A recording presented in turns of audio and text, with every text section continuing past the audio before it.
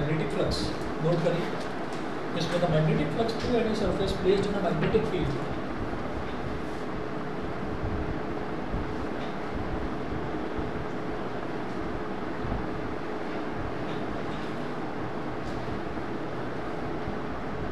flux through any surface placed in a magnetic field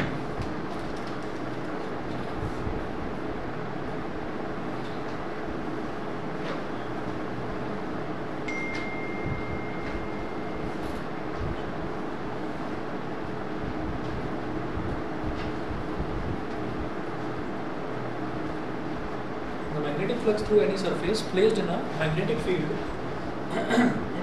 is the total number of magnetic lines of force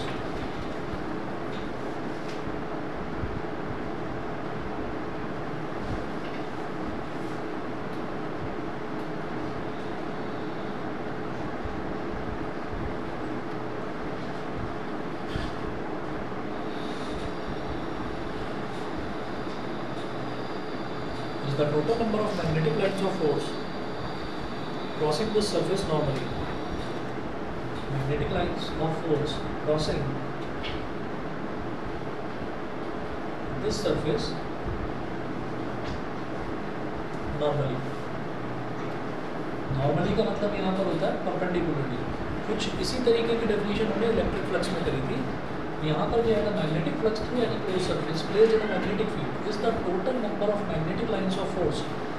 अगर हम ये कहें कि कोई एक ऐसी सरफेस है, उस सरफेस में वो कोई एक ऐसी सरफेस है, वो सरफेस पूरी की पूरी कहाँ रखी हुई है, किसी मैग्नेटिक फील्ड के अंदर रखी हुई है, तो उस मैग्नेटिक फील्ड के अंदर से magnetic lines of force normally कितनी निकल रही हैं, total number of magnetic lines of force. Normally का मतलब क्या, परपेंडिकुलरली, तो उसी को हम मैग्नेटिक फ्लक्स बोल देते हैं. इसका डायग्राम देखिएगा.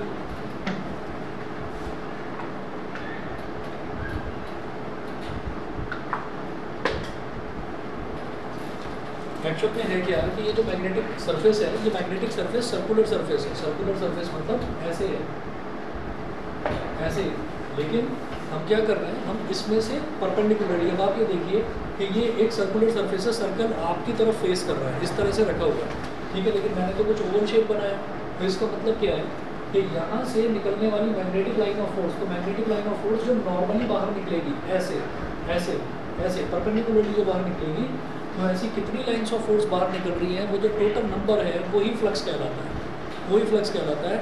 अब अगर मैं सर्कल ऐसे बना दूंगा, सर्कुलर मैग्नेटिक फील्ड, मतलब ये आप समझ लीजिए कि मैग्नेटिक फील्ड है मतलब एक ऐसा एरिया जहाँ पर मैग्नेटिज्म की प्रेजेंस को एक्सपीरियंस किया जा सके, तो वो मैग्नेटिक फील्ड कहलाता है. अब वो जो मैग्नेटिक फील्ड है उसकी शेप कैसी भी हो सकती है, सर्कुलर हो सकता है, ट्रायंगुलर हो सकता है, रेक्टेंगुलर हो सकता है, तो हम सर्कुलर ले रहे हैं, ठीक है.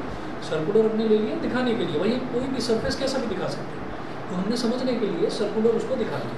अब यहाँ से बाहर निकलती हुई मैग्नेटिक लाइन ऑफ फोर्स में दिखा नहीं सकता, तो इसलिए हमने इस सर्कल को ऐसे ना रखकर इस सर्कल को हमने ऐसे रख दिया.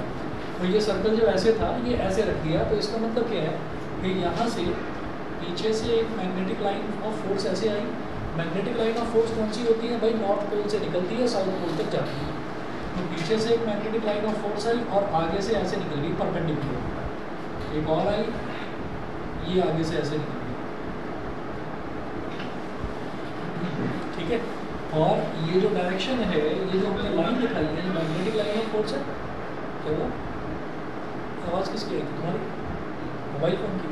मतलब तो कह रहे थे पढ़ना शुरू कर दो. अभी भी वही चल रहा, 22 घंटे स्क्रीन टाइम. अच्छा,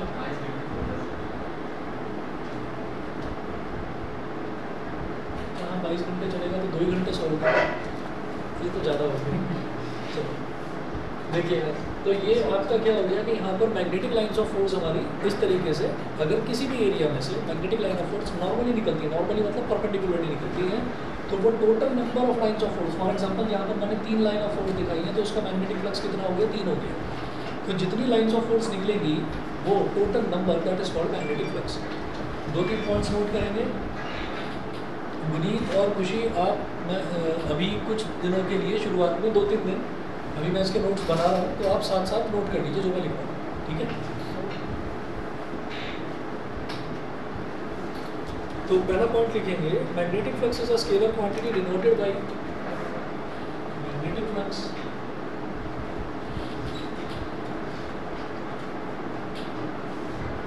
is a scalar quantity. Scalar कैसे समझो? बता, क्योंकि काउंटिंग है ना, डायरेक्शन तो मैग्नेटिक फील्ड की है, वो पूछ रहे हैं क्या होता है magnetic flux, total number of magnetic lines of force. तो काउंटिंग है, तो गिनती है, तो उसका कोई डायरेक्शन नहीं है। फॉर एग्जांपल मेरे पास एप्पल रखे, मैं 10 एप्पल रखे, तो 10 एप्पल की काउंटिंग कितनी हो गई, वो एक मैग्नीट्यूड हो गई, उसकी कोई डायरेक्शन नहीं। ठीक है, तो magnetic flux is a scalar quantity and is denoted by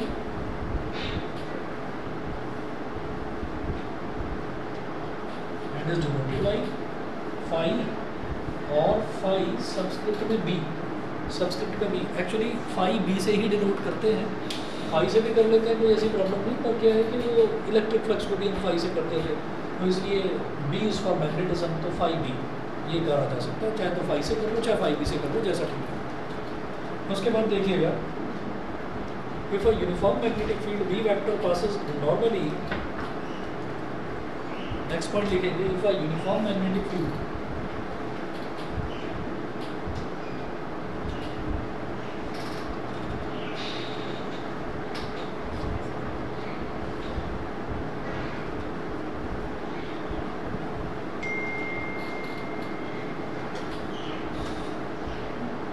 passes normally through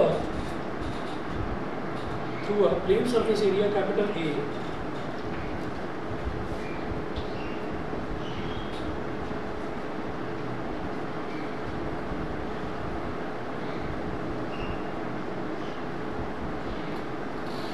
through a plane surface area capital A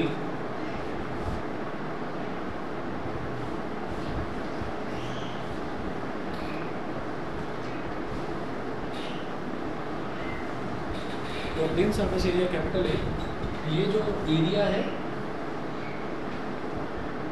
ये जो एरिया है, इस एरिया को आप कैपिटल ए बोल दीजिए, capital A.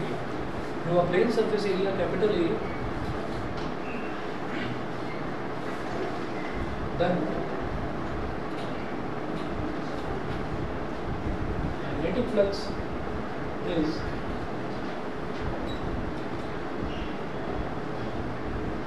given as phi is equal to BA. Phi is equal to BA. Now, next one लिखें. Now,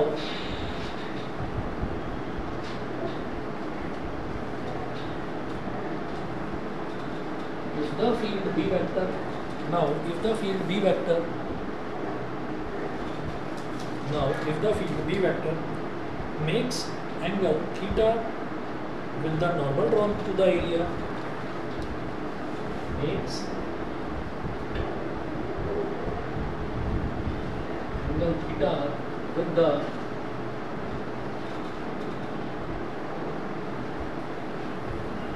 normal drawn to the area, normal drawn to the area, normal drawn to the area, capital A,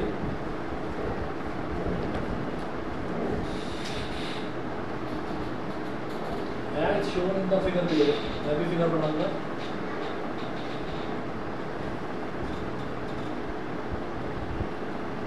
As shown in the figure below, then the component of the field normal to this area, then the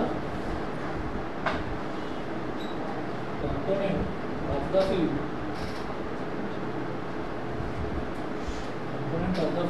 normal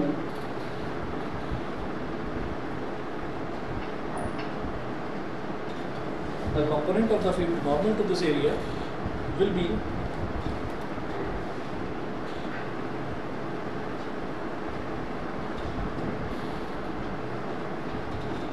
b cos theta, will be b cos theta,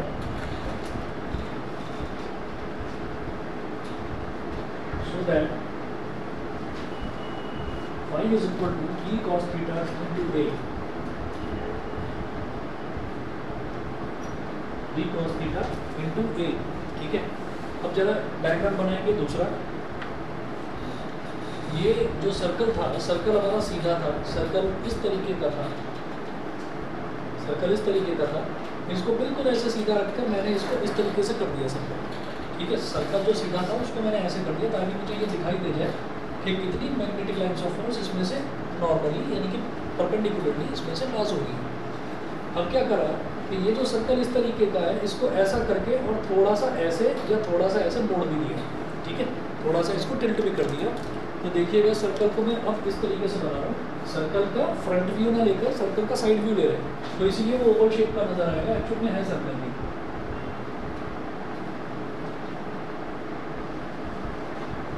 ठीक है, इसको थोड़ा सा हमने टेढ़ा कर दिया। अच्छा, अब क्या करेंगे, हम ये कहेंगे कि भाई इसमें से निकलता होगा मैग्नेटिक लाइंस ऑफ दिखाइए, मैग्नेटिक लाइंस ऑफ फोर्स दिखाइए। तो मैग्नेटिक लाइंस ऑफ फोर्स तो कुछ नहीं देखेंगी, मैग्नेटिक लाइंस ऑफ फोर्स तो ये देखेंगी भाई इधर नॉर्थ पोल रखा हुआ है, इधर साउथ पोल रखा हुआ है, तो वो तो नॉर्थ से साउथ साउथ सीधी सीधी लाइन चली जाएगी। ठीक है, तो हमने क्या करा, हमने magnetic lines of force pass कराई यहाँ से, तो ये ऐसे निकली, ऐसे गई, ऐसे निकली, ऐसे गई, तीसरी और लाइन निकाल दीजिए, ऐसे गई, ऐसे इसमें से निकली बाहर। तो क्या यहाँ पर मैं नॉर्मली ऐसे ही क्या मैं flux phi is equal to B into A करके कैलकुलेट कर सकता हूँ? नहीं कर सकता। क्यों? क्योंकि ये जो लाइंस ऑफ फोर्स हैं, ये जो मैग्नेटिक लाइंस ऑफ फोर्स हैं, ये भाई इस पर से परपेंडिकुलरली नहीं निकल रही है। ठीक है, अगर मान लीजिए ये बुक मैंने ऐसे रखी हुई है, अगर ये बुक ऐसे रखी हुई है तो इस पर से परपेंडिकुलरली ऐसे निकलेगा, लेकिन अगर इस बुक को मैंने ऐसे टिल्ट कर दिया तो परपेंडिकुलर इस डायरेक्शन में चला जाएगा। तो इसी तरीके से इस अगर मैं सर्कल की बात करूं तो सर्कल को मैंने टिल्ट कर दिया है, तो सर्कल को टिल्ट करने का मतलब यह है कि इस पर से परपेंडिकुलर इस डायरेक्शन में जाएगा। तो हमने ऐसे कर दिया, यहाँ पर ऐसे। सर ये सब चैप्टर में है? हाँ, ये सारे चैप्टर में है ये वाला जो एक टॉपिक, ये फ्लक्स वाला नहीं, दो, एक तो इलेक्ट्रिक फील्ड वाले चैप्टर में था जहाँ पर हमने इलेक्ट्रिक फ्लक्स करा, हम मैग्नेटिक फ्लक्स कर रहे हैं, बस उसके आगे नहीं है ना। नॉर्मल वेक्टर, बस आपने ये करा है कि आपने एन वेक्टर बना दिया, एन कैप बना दिया। एन कैप का मतलब क्या है कि आपने ये बना दिया कि भाई ये जो सर्कल आपने ऐसे टेढ़ा कर लिया है, तो इस पर आप देखिए, अगर मेरे हाथ से भी आप देखेंगे तो आपको ये 90 डिग्री पर जाती हुई लाइन दिखाई दे रही है। ठीक है, मैं क्या करूँगा कि अब ये जो बी है, अब हमने कहा कि भाई मैग्नेटिक फील्ड इसके साथ, ये जो फील्ड है इस फील्ड के साथ ये जो स्पेस है, जो सरफेस है, इस सरफेस पर जो नॉर्मल मैंने ड्रॉ कर लिया है, उस नॉर्मल के साथ मैग्नेटिक फील्ड अगर थीटा एंगल बनाता है तो भाई इसका अलोंग वाला कंपोनेंट क्या हो गया, बी कॉस थीटा। अलोंग वाला कंपोनेंट तो बी कॉस थीटा होता है और परपेंडिकुलर वाला कंपोनेंट भी साइन थीटा होता है। तो इस वजह से हम ये कहेंगे कि भाई अब मैग्नेटिक फील्ड सिर्फ पूरा बी ना लेकर हम उसका सिर्फ वो वाला कंपोनेंट लेंगे जो कि नॉर्मल डायरेक्शन यानी कि परपेंडिकुलर डायरेक्शन के अलोंग है। तो अलोंग वाला कंपोनेंट क्या हो गया, बी कॉस थीटा। समझ गए कि नहीं? ठीक है, तो इस वजह से जैसे यहाँ पर क्या था, यहाँ पर तो वो परपेंडिकुलर ही था, वो तो अलोंग द लाइन था, तो इस वजह से यहाँ पर तो सीधा सीधा phi is equal to B into A कर दिया। लेकिन अब क्या है कि वो पूरा बी नहीं मिल रहा है, उसका कॉस वाला कंपोनेंट मिल रहा है, तो बी की जगह मैं बी कॉस थीटा लिख दूँगा। समझ गए? तो phi is equal to B cos theta into A हो गया। ठीक, अब क्या करेंगे, अब ये जो बी कॉस थीटा है हमारे पास ऐसे आया, अब इसमें आप क्या करें भाई, मल्टीप्लाई ही तो हो रहे हैं तीनों तरफ, बी कॉस थीटा और ए को इधर ले आओ, तो फाई इज इक्वल टू ऐसे लिखा जा सकता है बी ए कॉस थीटा। बोलो, ऐसे लिखा जा सकता है phi is equal to B A cos theta. तो अब हम ये कहेंगे बी ए कॉस थीटा तो वो जाना पहचाना लगता है। अगर ए बी कॉस थीटा होता था तो क्या बोलते थे, A vector dot B vector, तो बी ए कॉस थीटा है तो B vector dot A vector लिख दो। वेक्टोरिकली इसको ऐसे लिखा जा सकता है phi is equal to B vector dot A vector. ठीक है, फिर दिमाग में ये आएगा, अच्छा ये जो मैग्नेटिक फ्लक्स है, मैग्नेटिक फ्लक्स तो पहले आपने बोला स्केलर क्वांटिटी को वेक्टर में क्यों कन्वर्ट करके, क्योंकि ये स्केलर प्रोडक्ट है, स्केलर प्रोडक्ट का रिजल्ट क्या आता है, स्केलर आता है, इसीलिए उसको स्केलर प्रोडक्ट बोलते हैं। डॉट प्रोडक्ट का result is a scalar quantity. ठीक है, तो बी ए कॉस थीटा को मैं और सिंप्लीफाई करके B vector dot A vector लिख सकता हूँ। समझ गए? ऑनलाइन वाले बच्चे बताएं, क्लियर है?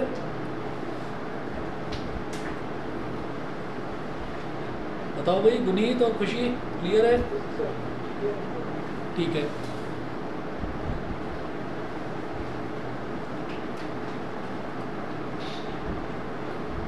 लैपटॉप का यार एक नंबर फैन कम करना बस, किसी ने बढ़ा दिया था शायद। वो फिर हिलता है, वीडियो खराब जाती है। चलिए जी, इतना करने के बाद में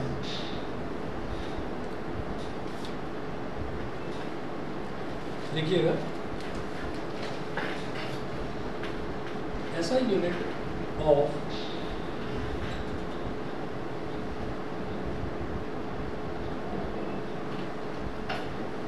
unit of magnetic flux is weber, WEBER, weber, और टेस्ला TM स्क्वायर लिख दो, कैपिटल T और M स्क्वायर।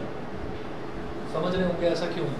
क्योंकि भाई मैग्नेटिक फील्ड की यूनिट क्या है? टेस्ला, और एरिया की यूनिट क्या है? Metre square. तो टेस्ला मीटर स्क्वायर, उसी को वेबर बोल देते हैं। ठीक है, चलिए जी, इसके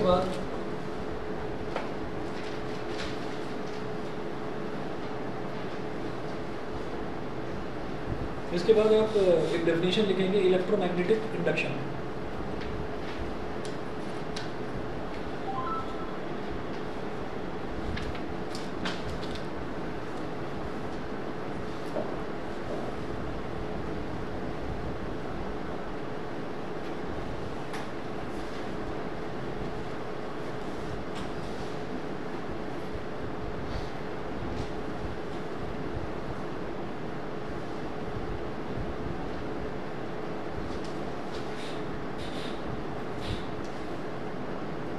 इलेक्ट्रोमैग्नेटिक इंडक्शन, इसमें नोट करिएगा, the phenomena of production of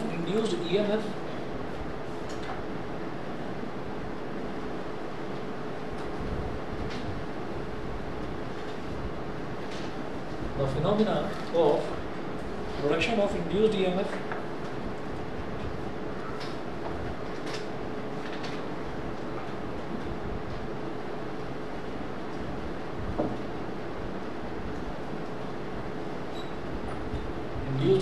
bracket में लिखिए,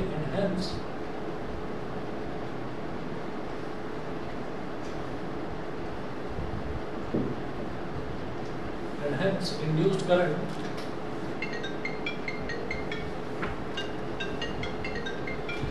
एक मिनट वेट करिए। हेलो, हाँ जी, हाँ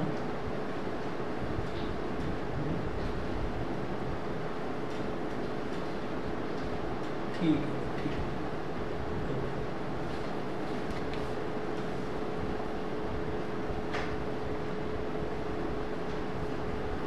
And hence induced current due to a change of magnetic flux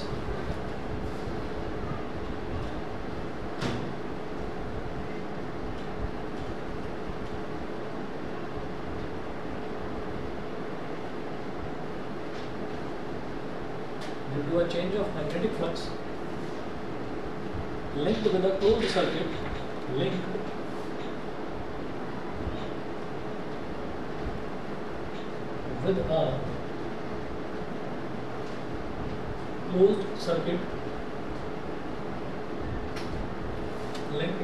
closed circuit is called electromagnetic induction. Is called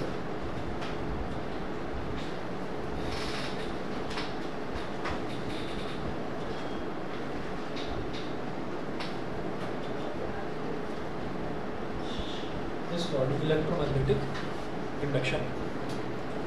ठीक है, इलेक्ट्रोमैग्नेटिक इंडक्शन क्या चीज़ है? आप ये देखिएगा, प्रैक्टिकली मैं आपको एक चीज़ बताता हूँ कि जैसे हमने ना एक चीज़ ये देखी थी, हमने ये फ्लेमिंग का लेफ्ट हैंड रूल देखा था। तो फ्लेमिंग का लेफ्ट हैंड रूल ये कहता था कि अगर मान लीजिए हमारे पास कोई भी एक करंट कैरिंग कंडक्टर है और उसको मैग्नेटिक फील्ड में हमने रख दिया। मैग्नेटिक फील्ड में रखने का मतलब क्या है कि कोई एक मैग्नेट है और उस मैग्नेट का नॉर्थ पोल है और साउथ पोल है। तो नॉर्थ पोल और साउथ पोल अगर रखा हुआ है कहीं पर भी, तो आप ये देखिए कि नॉर्थ से साउथ की तरफ मैग्नेटिक लाइन्स ऑफ फोर्स जाएंगी ही जाएंगी।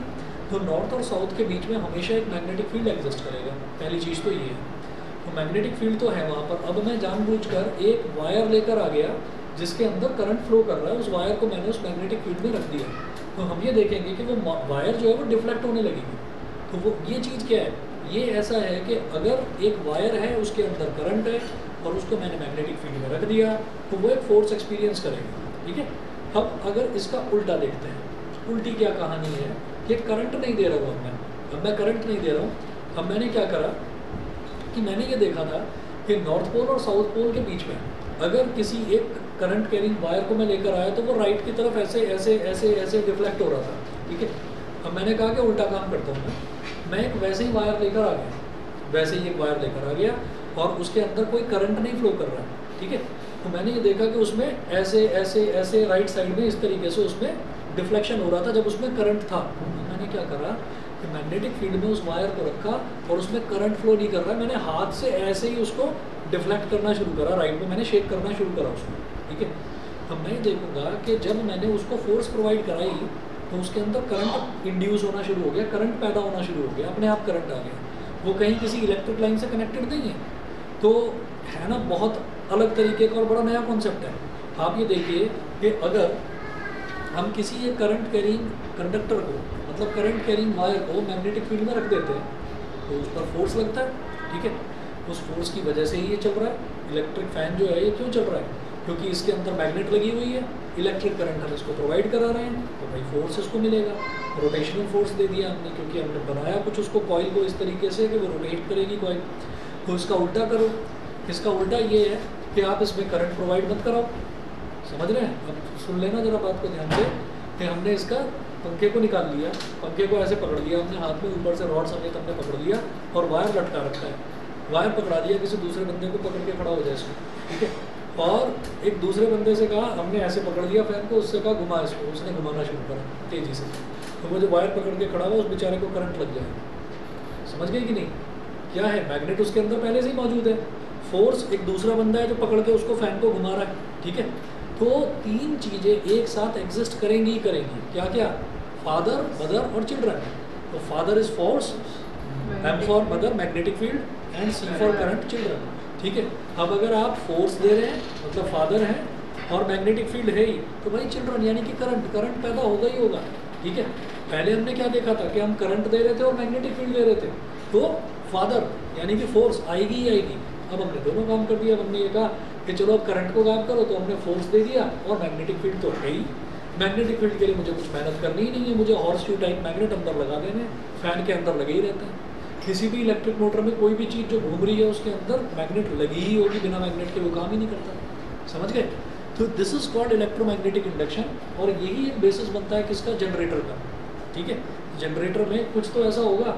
अब भाई ये है कि मैं कितनी देर तक घुमाऊंगा उसको, थोड़ी देर में थक जाऊंगा, ठीक है।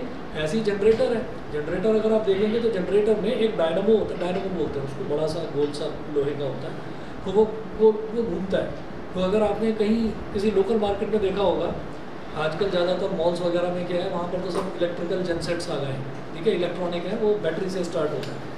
लेकिन लोकल मार्केट में कभी आपने देखा हो तो वहाँ पर लाइट जाने के बाद में ना एक बंदा आता है, बड़ा सा हैंडल लेकर आता है और वो उसको उसमें फिट करता है जनरेटर में और पूरा घूम जाता है, उसके साथ बड़ी ताकत लगानी पड़ती है उसमें, पूरा उसको ऐसे ऐसे ऐसे ऐसे घुमाएगा और फिर छोड़ देगा उसको। तो वो स्पार्क जनरेट करने के लिए होता है। स्पार्क किसमें, एक कंटेनर होता है, उसके अंदर डीजल भरा हुआ होता है, डीजल में स्पार्क जनरेट हो जाता है। स्पार्क जनरेट हो जाता है तो जो उसका इंजन है उस इंजन के अंदर आग लगती है, जानते हैं कि नहीं, इंटरनल कंबस्शन इंजन इसीलिए बोलते हैं। कोई भी इंजन है, चाहे आपके स्कूटर का इंजन है, गाड़ी का इंजन है, उसके अंदर आग लगती है हमेशा, ठीक है। उस आग से ही स्टीम प्रोड्यूस होती है, उस स्टीम से ही जो पिस्टन से मूव करना शुरू होते हैं और वो एक्सल से कनेक्टेड होते हैं, एक्सल घूमता है, एक्सल पहियों से कनेक्टेड है, पहिए घूमते हैं, ठीक है।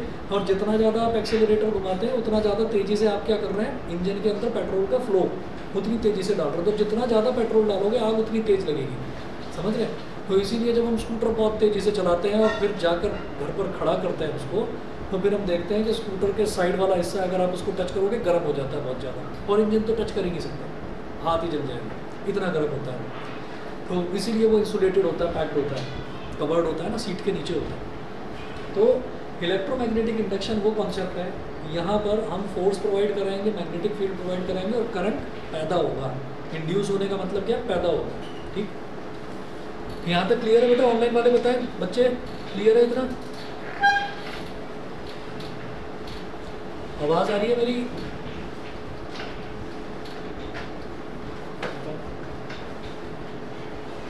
चलिए, तो इलेक्ट्रोमैग्नेटिक इंडक्शन के कुछ लॉज होते हैं। अगला टॉपिक मैं वही करूँगा।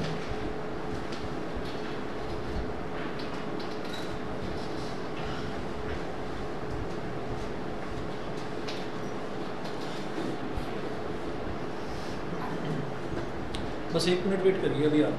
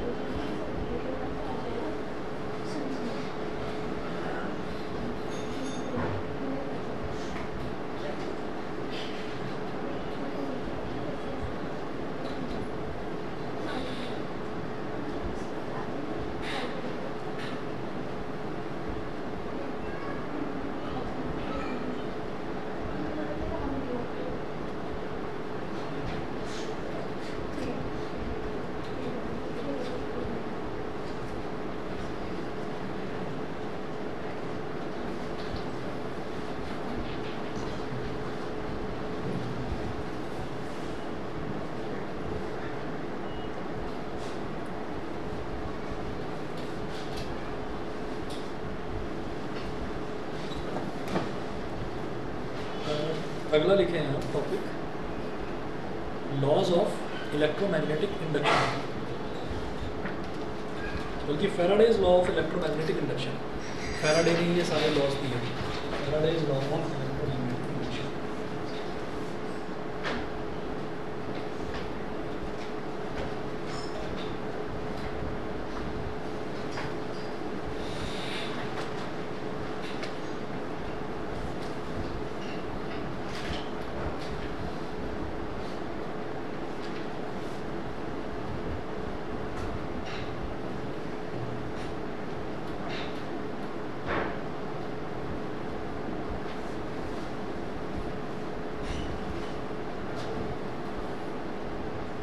Faraday's laws of electromagnetic induction.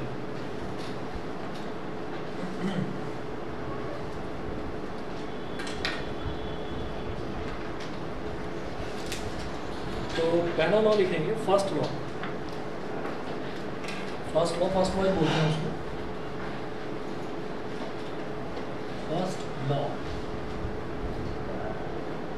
First law है, whenever the magnetic flux linked with a closed circuit changes,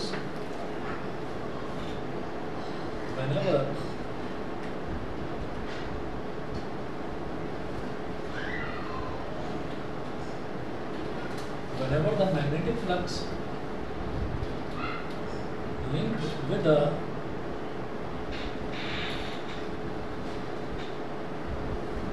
closed circuit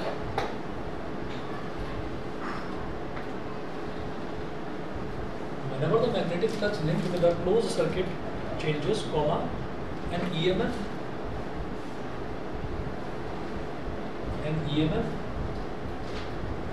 and hence a current is induced in it, is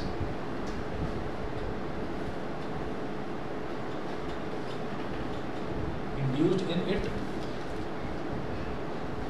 which lasts only so long, which lasts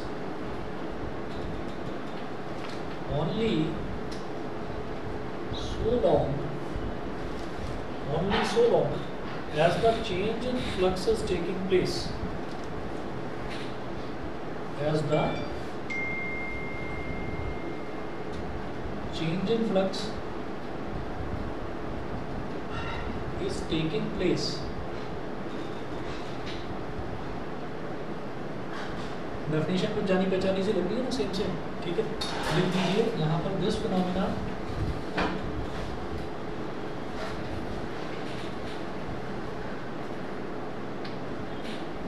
this phenomena is also called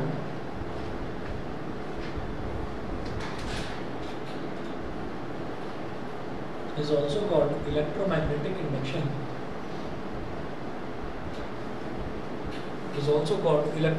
This phenomena is also called electromagnetic induction. फिर लिखिएगा second law, अभी समझाऊंगा क्या है ये।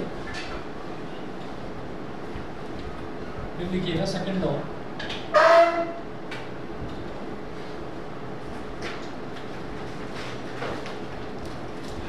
Second law में है the magnitude of the induced EMF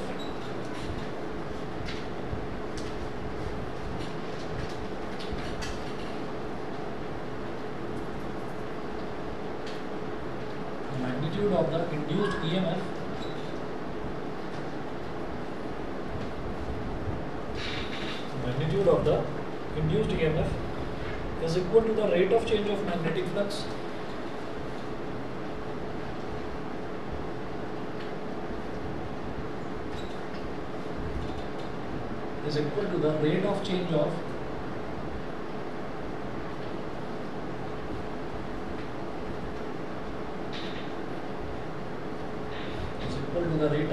magnetic flux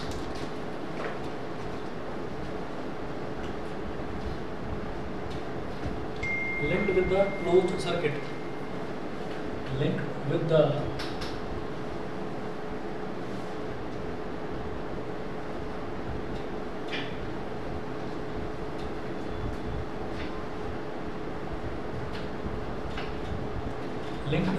closed circuit। Mathematically उस तरफ कर रहा हूँ उसको मैं।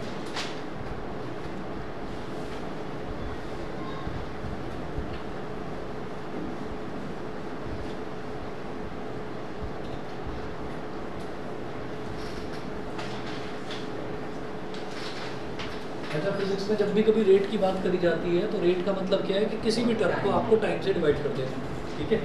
अब ये क्या बोल रहे हैं, the magnitude of induced EMF is equal to the, अभी फर्स्ट पर भी आऊँगा ना, पहले ये देखिए the magnitude of induced EMF. तो ईएमएफ को हम किस तरह से, किससे सिंबल से रिप्रेजेंट करते हैं, ई बनाते हैं इस तरह से, ठीक है। और इसका मैग्नीट्यूड तो आपने मॉडुलस लगा दिया। तो magnitude of induced EMF is equal to the rate of change of magnetic flux. Rate of change of quantities maths वाले बच्चे समझ जाएंगे, d phi by d t होगा। बायो वाले बच्चों को याद रखना है सीधा सीधा, rate of change of quantity क्या होता है। जैसे आपको पता होगा कि rate of change of length अगर बोला जाएगा विद रिस्पेक्ट टू टाइम तो आप D l by d t लिखेंगे उसको, ठीक है। Rate of change of radius अगर बोला जाएगा तो आप उसको d r by d t लिखेंगे।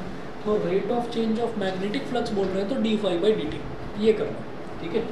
तो magnitude of induced EMF is equal to the rate of change of flux passing through that circuit linked with the closed circuit, ठीक है। तो ये इसका मैथमेटिकल एक्सप्रेशन हुआ।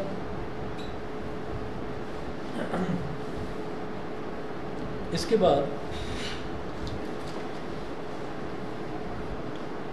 थर्ड लिखेंगे, इसमें आप डी करके लिखेंगे, मतलब जो लॉज हैं ये तो दोनों लॉ तो फैराडे के थे, एक और लॉ लिखेंगे वो लेंज ने दिया था, यहाँ पर लिखिएगा Lenz law.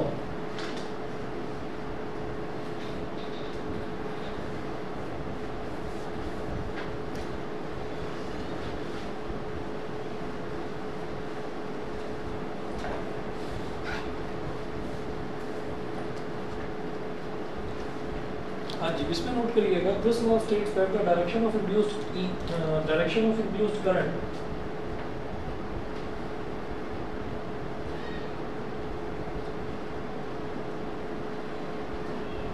states that this law states that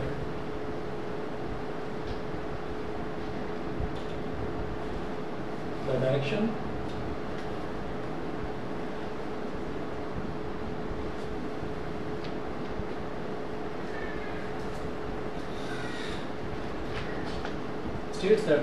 of induced current is such that it opposes the cause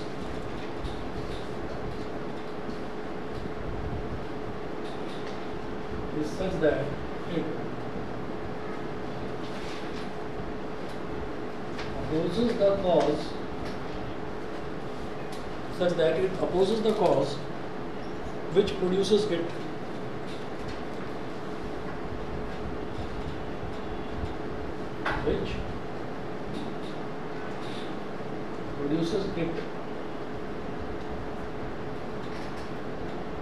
That is, it opposes the change in magnetic flux. That is, it opposes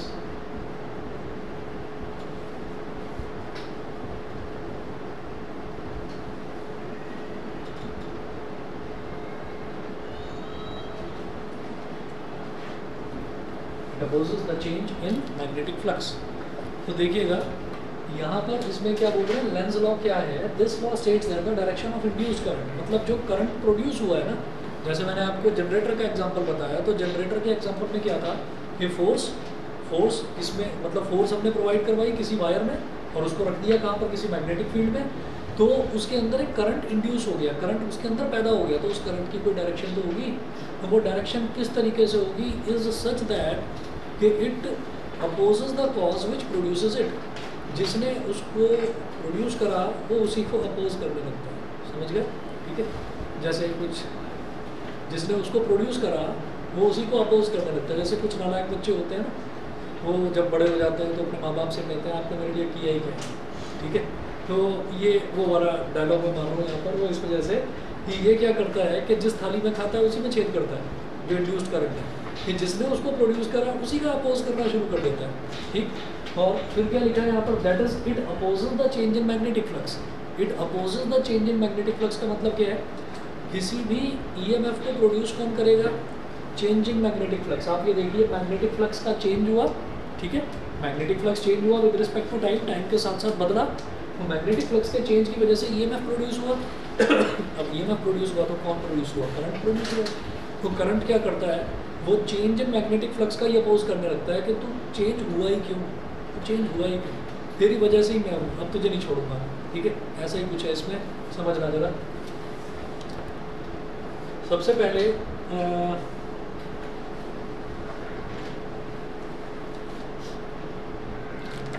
दो diagrams बनाऊंगा और आसान है समझने का तरीका।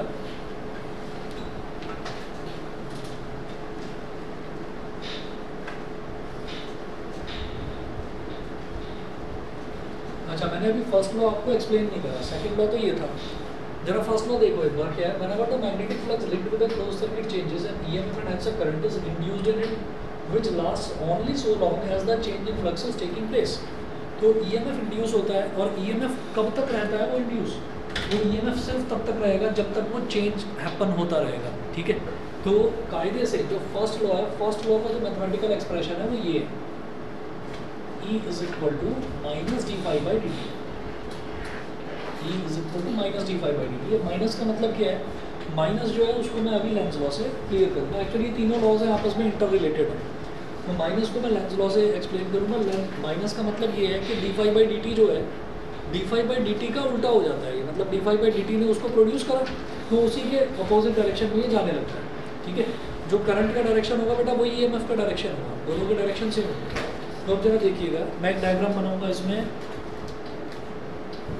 Lenz law को समझने के लिए, और इसको आपको डायग्राम बना लीजिए मेरे साथ में, समझ जाएंगे आप अभी। हमने क्या करा, एक सर्कुलर लूप ले लिया इस तरह का,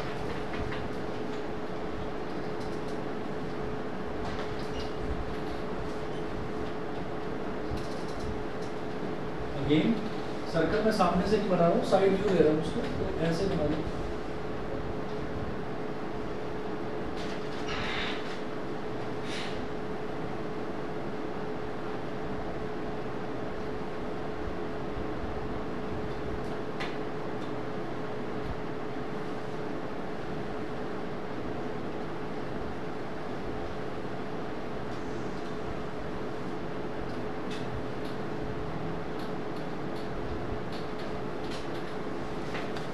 आपने यहाँ पर एक गैल्वेनोमीटर लगा दिया जी, रिफ्लेक्शन देखने के लिए। गैल्वेनोमीटर से ये पता चल जाएगा कि करंट प्रोड्यूस हुआ भी है या नहीं हुआ। ठीक है, अच्छा अब हमने क्या करा कि हम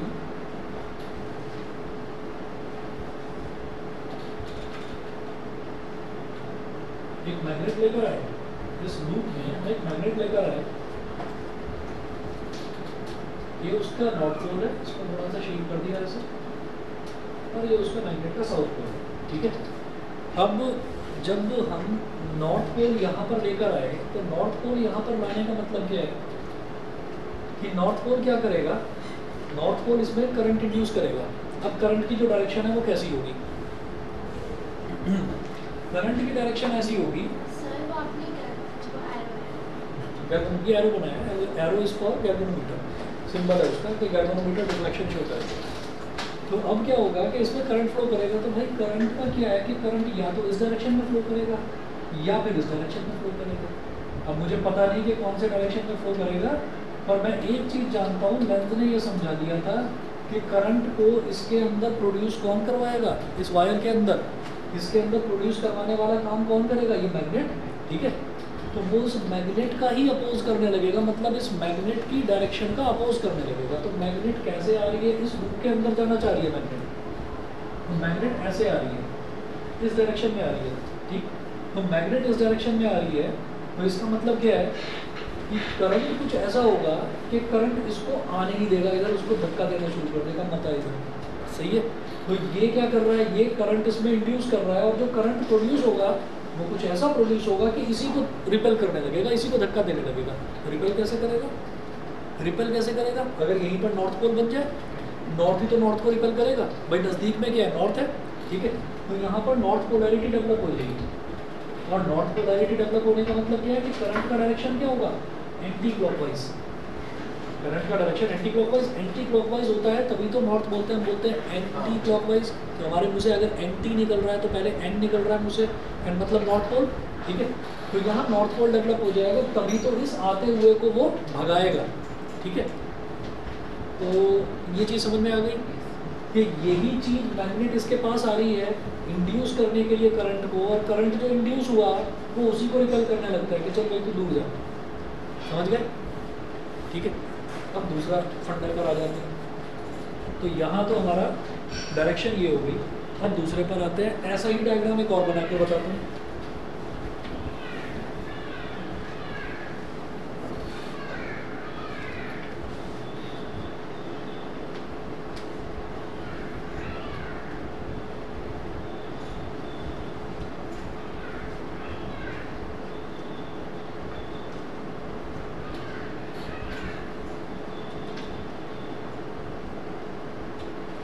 ये